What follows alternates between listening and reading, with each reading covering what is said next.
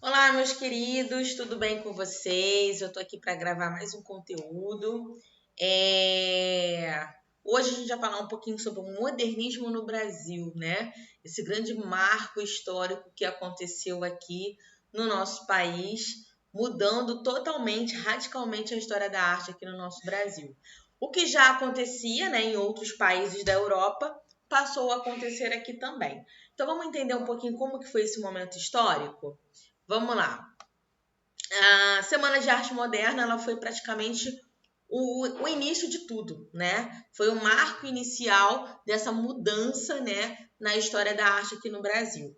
Foi um grande evento que aconteceu no período de 13 a 18 de fevereiro, em 22, né? Por isso que a gente vai chamar de Semana da Arte Moderna ou Semana de 22, por conta do ano, né?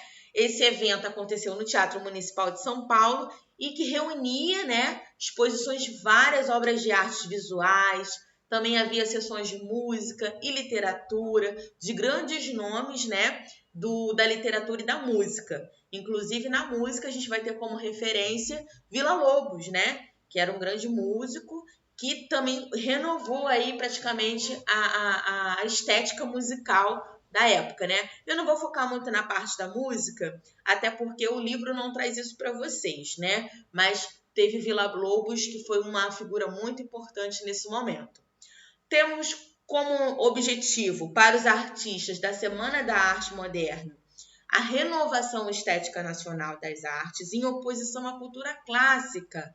Lembrando que, quando a gente fala de cultura clássica, a gente fala de um período que a gente carregava desde a época da missão artística francesa, como nós vimos, né, um dos primeiros temas aqui esse ano, que foi quando a família portuguesa chegou, né, a família real chegou e trouxe consigo a missão artística francesa, que inclusive foi muito aí, foi um grande destaque, né, o Jean-Baptiste Debré, né, que vai retratar a realidade do Brasil naquela época, né, no período colonial. Então, aquilo que ele retratava, as suas pinturas, trazia um aspecto bem mais clássico, que era muito comum de se ver também na Europa, né? Então, quando o modernismo chega no Brasil, há uma ruptura, há uma quebra daquilo que era clássico para o moderno, né? E essa ruptura acontece justamente na Semana de Arte Moderna, tá? A cultura clássica, que antes era conservadora e que predominava no país desde o século XIX, passa a dar lugar a um novo momento, que é a fase do modernismo. Até coloquei aqui, né? Eu encontrei esse cartaz, né? Sobre o convite, né? Sobre esse grande festival que aconteceu lá no Teatro Municipal em São Paulo. E o que se via nas obras do modernismo? Já já eu vou mostrar para vocês algumas obras, né? Se viu o quê? A representação da realidade vivida pelo povo brasileiro, de forma que eles ganhassem representatividade. Ué, professora, mas antes já não havia uma representação da realidade? Debré fazia isso. Sim, só que de uma forma em que o modernismo ele vai também dar, além da representação da realidade, uma representatividade para cada elemento que está ali na pintura. Então, por exemplo, a Tarsila do Amaral, que foi a grande artista também desse momento, ela vai retratar pescadores, vai retratar as baianas, vai retratar o povo negro no carnaval, né? Não só ela, como Di Cavalcante, Anita Malfatti e outros artistas também que foram referência nessa época do modernismo, né? Então, o que antes não havia uma representatividade, passa a ter o negro sendo representado com as suas características africanas também, né? Que a gente tem todo uma... A gente é o quê? Como eu falei para vocês em aula, nós somos uma miscigenação de povos, ou seja, uma mistura de povos, né? A gente carrega como cultura nossa África, Portugal e o próprio Brasil, além dos indígenas também, né? A gente não pode esquecer do povo indígena. Então, tudo isso compõe a nossa identidade. compõem a nossa identidade enquanto brasileiro, enquanto nacionalidade, né? E isso tudo vai estar implícito nas obras, o que antes, né, era só retratado de uma forma, agora passa a ter outra visão. Vamos lá. Além também de demonstrar a diversificação de povos, eu já citei aqui, o modernismo traz também uma liberdade de criação, uma liberdade criadora, ou seja, cada artista vai poder compor, fazer suas obras de uma forma muito livre e sem aqueles conceitos estéticos de naturalismo ou da tentativa de um realismo, né? O mais importante agora é você criar com liberdade e não ficar preso a técnicas ou a estéticas de um movimento, né? E também é resultado de uma observação das artes de vanguarda, porque nesse momento os artistas brasileiros também passam a observar aquilo que está acontecendo na Europa. E na Europa acontece, né, logo depois do pós-impressionismo, do fauvismo, como nós vimos, outros movimentos artísticos também que vão mudar radicalmente as técnicas na pintura, como o cubismo, o surrealismo. Isso a gente não viu, a gente vai ver mais à frente, mas houve essas grandes mudanças, né? Desde o período Art Nouveau, o Arts and the Crafts, né? Que também já foi um ponto de partida para mudança, né? Então, a Europa passa por mudanças grandes. E isso é observado pelos artistas aqui do Brasil, que vão olhar para isso e vão falar, nossa, que bacana, eu também quero trazer isso para o meu Brasil, né? Então, existe uma influência do internacional para a arte nacional, tá? Vamos lá. E a gente tem aqui também, nesse período da Semana de Arte Moderna, 5 pessoas que vão liderar esse evento. Gente, eu peço desculpas pelo meu vizinho aqui, porque ele está fazendo obra. E eu só tenho esse momento para gravar vídeo. Se eu for esperar ele acabar, eu vou me atrasar com os vídeos, então não tem para onde correr, né? Então vamos lá. É o Grupo dos 5, que é um conjunto de artistas que vão liderar a Semana de Arte Moderna. E a gente pode citar a Anita Malfatti, a Tarsila do Amaral, os escritores Menotti Del Pitta, Oswald de Andrade e Mário de Andrade. Porque além de também haver mudanças na pintura, né, na arte, na expressão artística visual, também vai haver mudanças na literatura, né? E o Grupo dos 5 foi importante para o modernismo brasileiro, pois estudaram na Europa, replicaram temáticas estrangeiras, foram responsáveis pela idealização da Semana de Arte Moderna, ou seja, eles que começaram com a ideia de fazer esse evento, e foram os críticos dos ideais da Semana de Arte Moderna. Eles vão observar também os quadros, né, as pinturas de outros artistas e vão até vir com um argumento crítico, né? O que está sendo retratado ali? Principais artistas do modernismo, né? Quem foram, a gente viu os grupos dos 5, né? Mas quem foram os principais artistas que se destacaram, além desses que a gente citou, né? A gente tem outros artistas também, Victor Bratcher, Plínio Salgado, Ronaldo de Carvalho, né? Eu não trouxe obras de cada um deles, porque senão o vídeo ia ficar muito extenso, então eu coloquei só o que realmente é importante. E esses foram dos principais artistas também da Semana de Arte Moderna e do modernismo, tá? A Semana de Arte Moderna, gente, foi um impacto muito grande para a sociedade, porque trazia uma nova técnica diferente do que o povo estava acostumado a ver, né? Então, vai haver uma mudança a partir da semana de 22, que a gente pode chamar de reflexos, né? O que a semana de 22 trouxe como reflexo depois para a sociedade, né? Não só para a sociedade, mas também para as expressões artísticas. Aí a gente vai ter aqui 2 fases. A primeira fase, ela se divide em 2, que é o Manifesto Pau-Brasil e o Manifesto Antropofágico, quase que não sai, né? E a gente vai ter também a segunda fase, que é a fase do modernismo, né? Que vai falar sobre a representação de temas da literatura. Mas deixa eu voltar aqui para eu não me perder. Vamos lá. A primeira fase ela acontece de 1922 a 1930 e foi o período mais radical do modernismo, né? Porque foi o período inicial. Então, tudo aquilo que é novo acaba se tornando radical para quem não está acostumado, né? Teve como principais nomes Oswald de Andrade e Tarsila do Amaral, Oswald na parte da literatura e Tarsila na parte da pintura, que vão lançar manifestos declarando essas mudanças, né? E nessa primeira fase a gente tem o Manifesto Pau-Brasil, né, que vai surgir aí com orgulho à nacionalidade. Então a gente vai ter o mais em alto o quê? O patriotismo. E isso a gente vai ver através dos elementos que a Tarsila vai pintar, não só ela, como outros artistas também. Eu sempre falo da Tarsila porque ela foi o ponto de referência, né? Ela foi uma das figuras mais importantes desse momento. Então, a gente vai ter os elementos nacionais, como as mulatas, as matas, os índios, as festas típicas, como o carnaval, o folclore, né? Eu botei aqui errado, gente, era letra maiúscula, tá? É possível observar pinturas com cores fortes e nacionais, ou seja, um verde, um amarelão, né?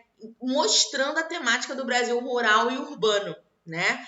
Embora não haja aspecto realista, né? Você vê aqui que não há realidade no que a Tarsila vai pintar. Ela não se preocupou com o naturalismo do corpo e nem fazer de forma perfeita como ela via. Mas ela tem uma certa influência do cubismo, né? Ela observou o cubismo de Picasso, lembrando que ela esteve também na Europa e estudou com os artistas da vanguarda, né? Então, o que ela aprendeu, ela também trouxe aqui para o Brasil. Então, não vou dizer que a Tarsila do Amaral foi cubista, ela não se considerava cubista, mas ela observou a técnica cubista e ela também vai colocar isso em suas obras, né? Então, a gente tem aqui como obras de referência nesse Manifesto Pau-Brasil, que vai definir o patriotismo, Morro de Favela, né?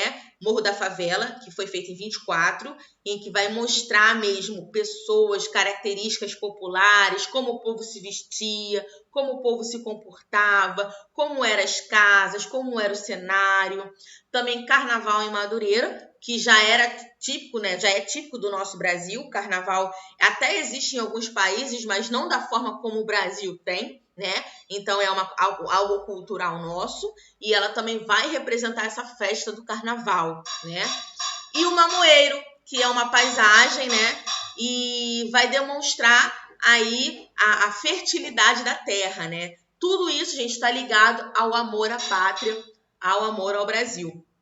Inclusive, a Tarsila, ela poderia ter se mantido na Europa e ter feito muito sucesso ali. Mas ela decidiu voltar para o Brasil e uma das frases mais bonitas que eu até citei em aula para vocês, não sei se vocês vão se lembrar, que ela diz que quer ser pintora da sua terra. Isso é amor à pátria, isso é patriotismo, né?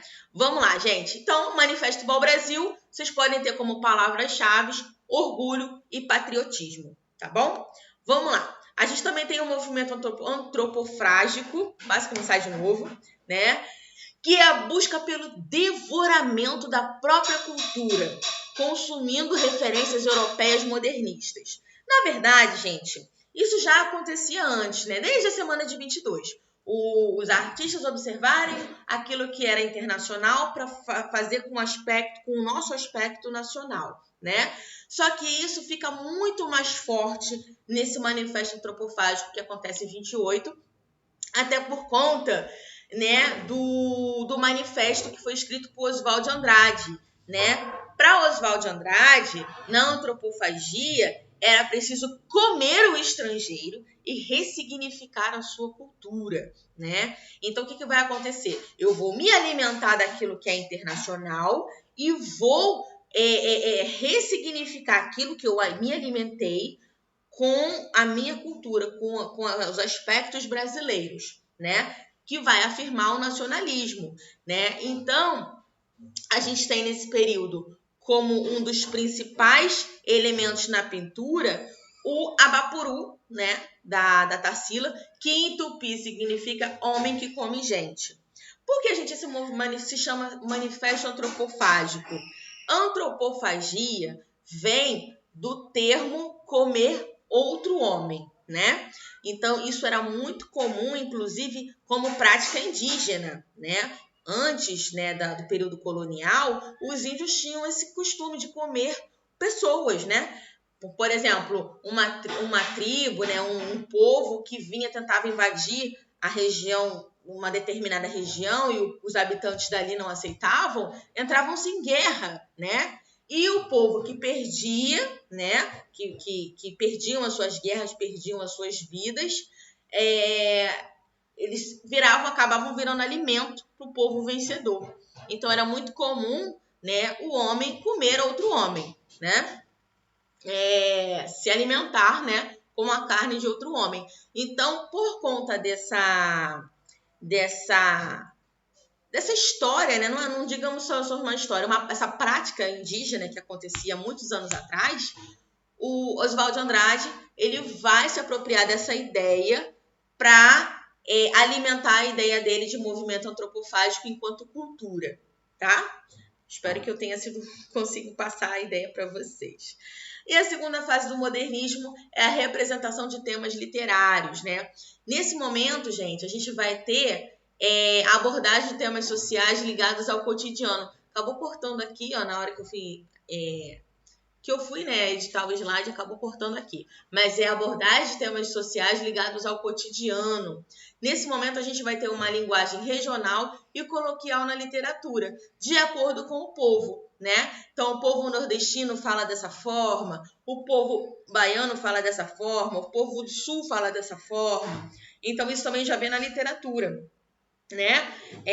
Escritores, né, poemas com alguns aspectos de sotaque, né, de formas de falar, e isso também na pintura.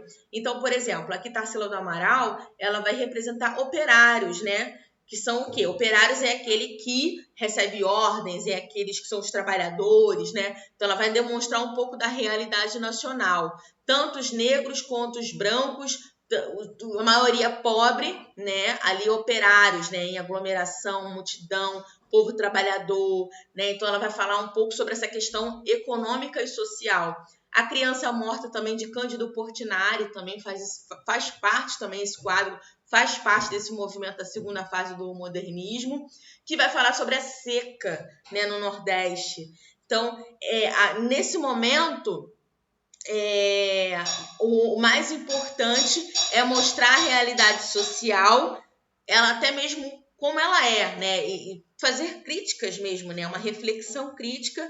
Peraí, olha só, no sertão tem crianças morrendo de fome, né? Olha quantos operários aqui estão trabalhando de forma aglomerada, né? Às vezes sem espaço. Olha quantos operários nós temos. Olha a grande massa de pobres que nós temos.